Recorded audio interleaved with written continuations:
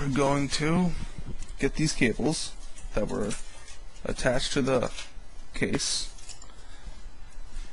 such as your light, your reset switch, your power switch, and your USBs, like so, and just go kind of move all these wires.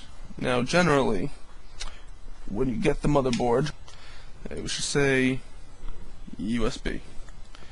Then you just go and you find it. It says USB. You just hello. And then the next thing you want to do is you don't really need a speaker. You know, it says speaker. It's a little thing. Some cases have them, some don't.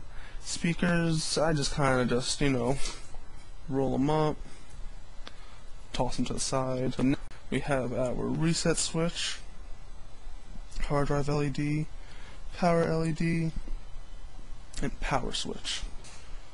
Alright, so you get the power LED. Sometimes it's 2 prongs, sometimes it's 3 prongs, sometimes you have to go cut the clip in half if it's supposed to be 2 going, if it's a 3 prong going into a 2 motherboard, or if it's a 3 prong when the 2 of them are on the side. I mean, it's all preference on what you want to do.